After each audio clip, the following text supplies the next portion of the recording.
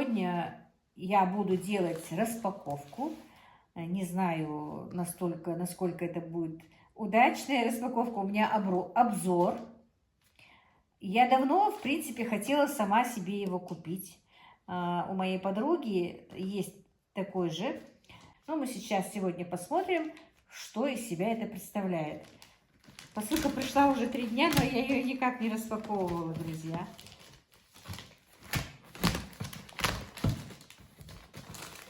Действительно, давно хотела его купить.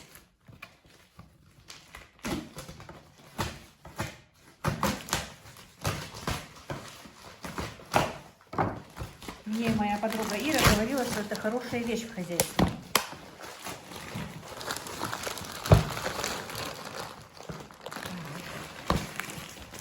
Вот такой он, дегидратор. Сохраняет витаминные вещества, функции автоматического приготовления, функция приготовления пастилы. Так, сейчас посмотрим, что тут дальше.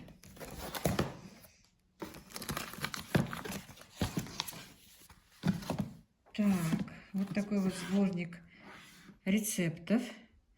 Все про сушку овощей, фруктов, мяса и рыбы. Значит, здесь можно и мясо, и рыбу, и фрукты, все сушить. Так, ну книгу я потом изучу, посмотрю и покажу вам, что буду делать. А сейчас мы просто посмотрим, что из себя он представляет. Так. Мне самой, наверное, не справиться. Так, вот что из себя представляет этот аппарат. Запакован, как видите, в такой вот пенопласт и в пакетик. Очень аккуратно, ничего вроде бы. Визуально все нормально. Ну и покажем вам, как и что. Я вот изучу сначала, как нужно сушить. И покажу вам и расскажу, стоит ли покупать такой дегидратор. Я ошиблась. Друзья, вот. Мне кажется, все-таки это очень нужная в хозяйстве вещь. Ну, посмотрим. А сейчас я буду изучать, что и как. Так, и мои дорогие, мы с Ибрагимом изучили этот дегидратор. И небольшую характеристику дегидратора сейчас озвучит Ибрагим. А дальше я по книге немножечко вам покажу. Просто я хочу все-таки вместе с вами сделать первую засушку своих ягод. Ягоды у меня сегодня вишни. И в действительности по порядку все вам разложить по полочкам, чтобы, может быть, вам тоже надо будет обязательно купить такой вот аппарат, такую сушилку, такой дегидратор, который нужен в действительности в хозяйстве. Но сначала я сейчас дам слово моему сыну Ибрагиму, пусть он характеристику даст, а потом я вам немножечко сделаю подготовку, как я, видите, уже сделала. Мы ознакомились со всем. И теперь решили все-таки немножечко и вам показать, что и как. Ну, говорите. Всем доброго времени суток, друзья. Собственно, сам дегидратор называется Oberhof Fruchtrocken A15. Он для овощей, фруктов, а также для приготовления пастилы, йогуртов, мяса, рыбы и других продуктов. Если честно, я даже не знала, что можно сушить мясо и рыбу. Я думала просто фрукты и овощи. Она помогает высушить плоды и продукты, не уменьшая при этом количество их полезных элементов. А процесс работы сушилки заключается в обезвоживании плодов с помощью равномерной циркуляции теплого воздуха, благодаря чему они не пропадают длительное время. Во время сушки продукты практически не изменяют своего внешнего вида, лишь немного уменьшаясь в размере. При этом за счет того, что в приспособлении используется не горячий, а теплый воздух, все полезные свойства продукта не испаряются, как во время обычной сушки на открытом воздухе, а консервируются.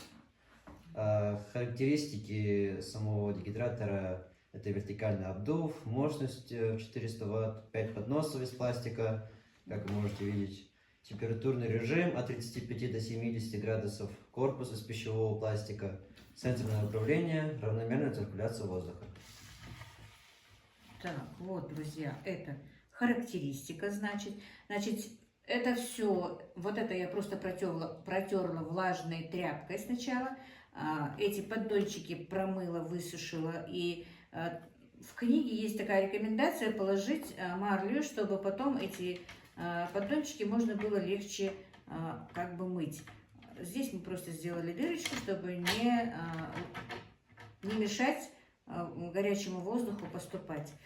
Так, книгу я изучила. В принципе, кто будет покупать, он сам изучит. Тут очень все понятно, все раскладывается, что, как, почему, и просушку овощей, и просушку рыбы. И самое главное, мы сразу тут начали листать с сыном, и он увидел острый перец, тут написано. А я всегда этот острый перец сушу на улице. Он мне говорит, вот у тебя месяцами висит, он сушится, а так как он у тебя за сутки высушится, и не надо будет тебе подвешивать его на веревочке.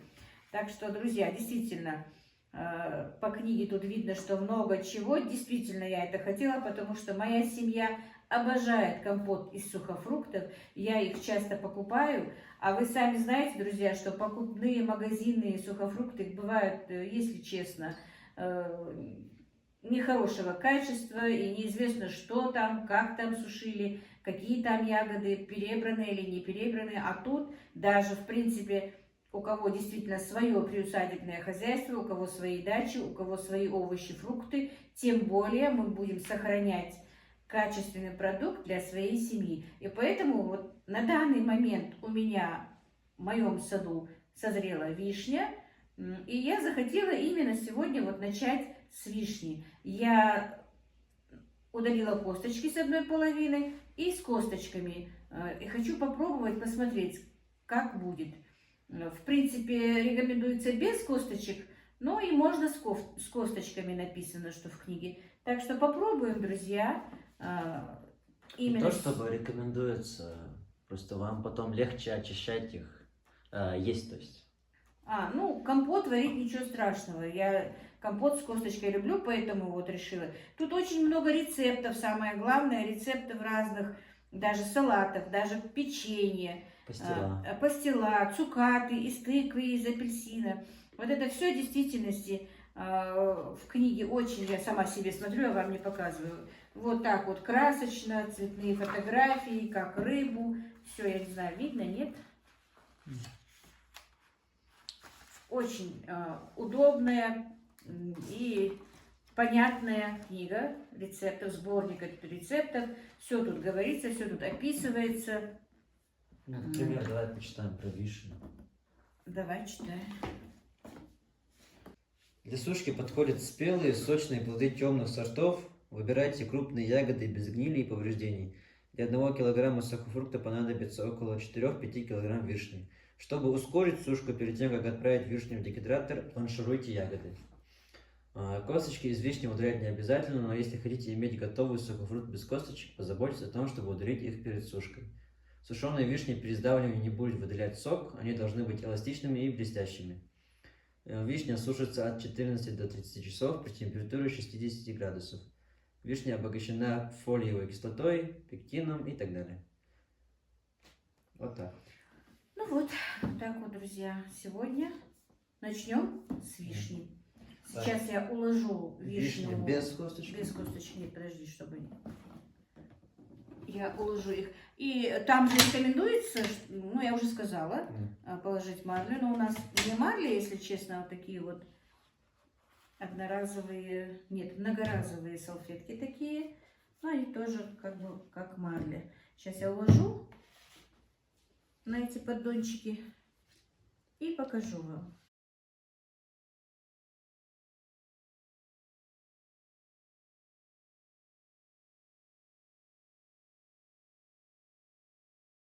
Ну и вот, друзья, я наполнила лоточки. Значит, у меня получилось 4,5 лоточка вишни без косточки и 1 лоточек с косточкой. Но сюда я что-то не рискую сама установить. Давай, Ибрагим, ты установишь, подключишь.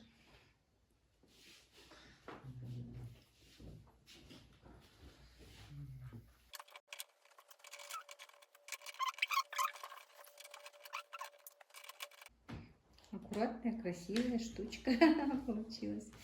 Теперь установить тебе надо температуру, да? Да, температура, по-моему, 60 так было. На вишню, да? Да, сушится от 14 до 30. А температура сколько должна быть именно на вишне? 60 градусов. Включаем нажатием кнопки. У нас тут уже высветилось 23 часа. Изначально стоит. Угу. Можно уменьшить. Ну, пока оставь 23, а там же написано от 14 до 30 часов. Градусы настраиваются вот так вот.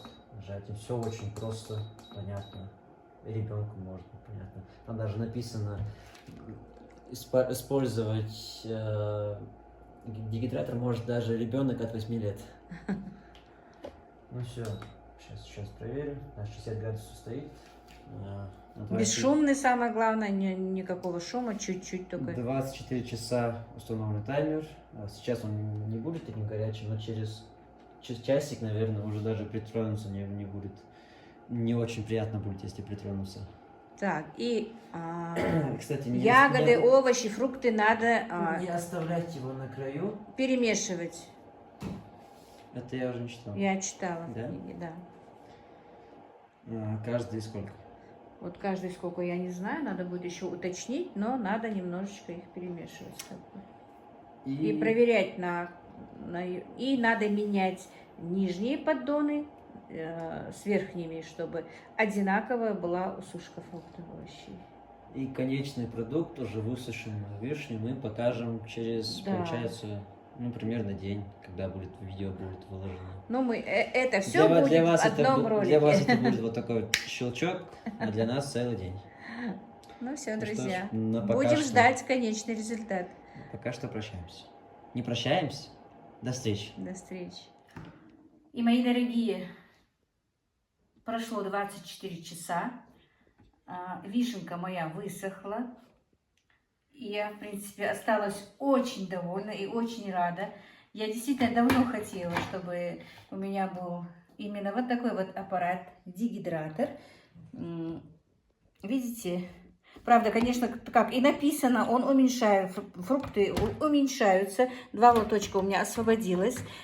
И вам скажу, помните, я укладывала на вот такую вот, салфеточки такие. На них не стоит, потому что не пропускает хорошо воздух, лучше марлею. Поэтому, как только немножечко подсохло, я переложила, убрала снизу эту салфеточку и положила на решетки. И буквально спокойно они высохли. И, в принципе, не очень-то испачкалась, потому что влага уже испарилась. И вот, видите, они не пересохли. Они как действительно вот покупные сухофрукты. Такие вот мягонькие, но уже нет в них никакой влаги. Видите, очень даже интересно. Я еле удержала сына, он почти лоточек собирался съесть, потому что действительно очень вкусно.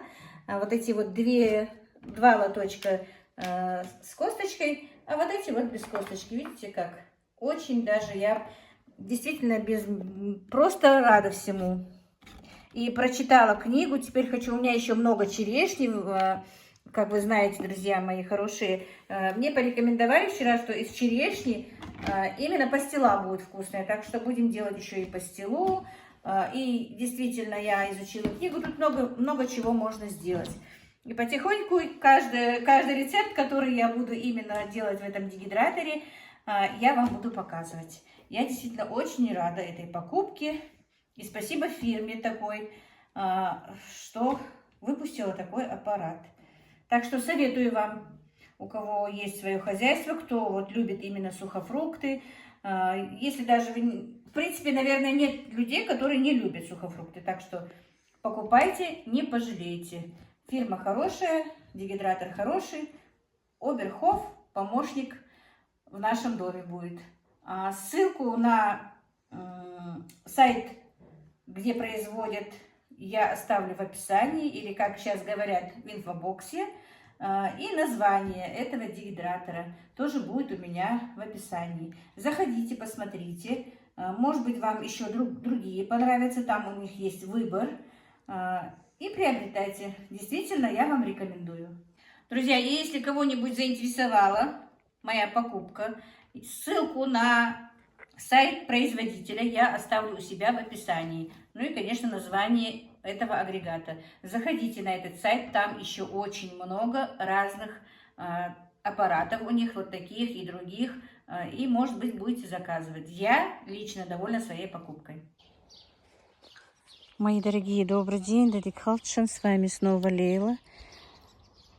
Ой, обещаю я с огорода, но сегодня расстроилась. Была и так расстроена, что у меня вот 2 кустика помидор приболели, я вам показывала вроде бы, и выбирать я их не стала. Ну вот, сегодня смотрела, уже больше часа смотрю разные ролики в ютубе, видите, и этот, я их сегодня просто припушила золой, смотрела девочек некоторых. Ну вот, смотрите, все-таки помидоры мои заболели. Вот, не знаю, видно вам, нет. Просто они не зеленые, потому что там на них это вот такая вот болезнь. И практически, вот сейчас смотрю, аж у меня сердце замирает от этого. Листья скрученные не вовнутрь, а внаружи, как видите, у некоторых. Вот. Друзья, кто сталкивался с этим? Вчера опрыскивала... Нет, не вчера, а позавчера опрыскивала вот этим препаратом Квадрис. Думала, он поможет как-то. Ну вот некоторые, видите, хорошие. Это тоже вот зола просто. Вот. С ними ничего нет. Вот. Но очень много я вижу все-таки и заболевших у меня. Смотрела сегодня ролик, тоже несколько роликов подряд. Вот видите, вот такой вот помидор. Только что посмотрела. Там какой-то парень, что говорит, это какой-то вирус. Я не знаю, что это, но это коснулось и моих помидор. Очень обидно, очень жалко. Как видите, я вчера проработала с ними. Мальчики мне прибили колышки, я их подвязала, как видите, все. Каждый день поливаю практически, ну не каждый день, через день, просто сейчас очень жарко, знаю, что помидоры не надо много поливать, но у нас стоит жара, вот, и поэтому стараюсь их поливать хотя бы через день. Не знаю, может быть, я делаю что-то неправильно, но не справляюсь, очень хочу, посоветуйте, может быть, я даже не знаю, смотрю там и в роликах смотрю, но все-таки как-то кто занимался этим больше, у меня вроде бы почти все мои подписчики заядлые огородники и дачники. Может, посоветуйте, каким препаратом все это обработать, или спасу ли я эти помидоры. Вот не знаю. Все-таки, наверное, мне нужно самой покупать семена и делать рассаду, или вообще этим делом не заниматься. Так, а этим с помидором. Этот вообще что-то завял. Не поняла я. Как будто бы сломалась веточка. Вроде бы и не сломалась. Видите, совсем завял.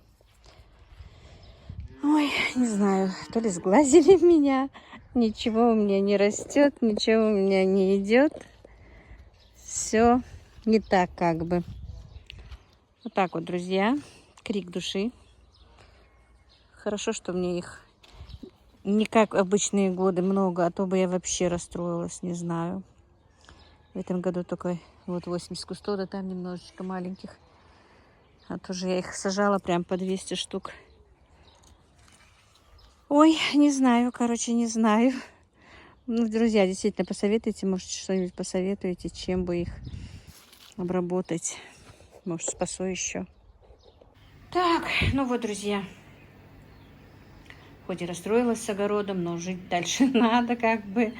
Вот решила сделать компотики еще сегодня, пока на улице жара. Вода у меня кипит там на улице, вынесу туда, наверное, налью кипяток. Короче, я уже рассказывала на канале, как я делаю компот. Сегодня у меня компот из черешни и вишни. Я их совместила. Я вас спрашивала, что делать из черешни. Мне многие рекомендовали как бы. Ну, спасибо вам всем за советы. Всех выслушала. Ну, раздавать я уже и так раздавала, пока вы мне писали тоже. Уже 3-4 ведра мы раздали. Как раз сестра вчера приезжала, она ведро увезла. Ведро одному знакомому дала, ведро еще одним сейчас собирает. Ибрагим отдадим. И еще одним ведро послали родственникам. Короче, черешни в этом году, и сколько мы их сами едим, вы не представляете. Как, мы даже не кушаем ничего, кроме этой черешни. Вот она, как семечки, не можем остановиться. Сами видите, черешня крупная, красивая. И вишня своя тоже очень красивая. Смотрите, вот она. Вот перемешала я их вместе. Короче, еще тот раз я варила 8 банок, и сегодня решила еще 22 банки. 30 баночек, короче, у меня будет именно этого компота. Вот. Так, друзья, еще я буду замораживать вишню. Видите, вот эти 2 поддончика я помыла, почистила их хорошенечко. Эта вишня у меня на заморозку. Ну, зимой, когда вдруг вареники мы захотим или пирог какой-то сделаем. Еще и черешню заморожу. Пока вот так вот все идет у меня в процессе, как бы. Сейчас уже вода кипит у меня, залью баночки свои кипяточком, сделаю как бы бланшировку им, а потом уже буду закатывать уже с сиропом. Ну вот, залила я ягоды кипятком. Теперь они у меня будут, ну, час-полтора бланшироваться. А потом я солью его обратно и добавлю уже только 1,5 стакана сахара, потому что в тот раз я добавляла 2 стакана, было сладким. А теперь добавлю 1,5, чтобы не было очень сладким. Вот так вот, друзья. На этом сегодняшний влог я закончу. Пока будет остывать водичка, я пойду займусь огородными делами. Всех благ вам, мира и благоденствия.